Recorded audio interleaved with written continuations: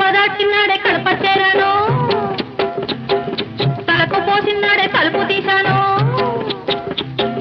వలపులన్నీ కలిపి వంట చేసించాను, ఇంటికొస్తే స్వామి వడ్డించుకుంటాను వడ్డించుకుంటాను. అమ్మ తోడు ఆదివారం నాడు అన్నమైన అంటుకోను నేను. అమ్మ తోడు ఆదివారం నాడు అన్నమైన అంటుకోను నేను.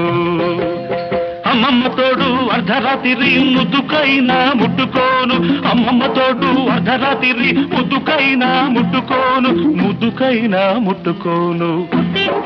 తరిమేశారు అయ్యో పాపం పాపాయమ్మ, కట్టుకున్నోడు వదిలేశాడు.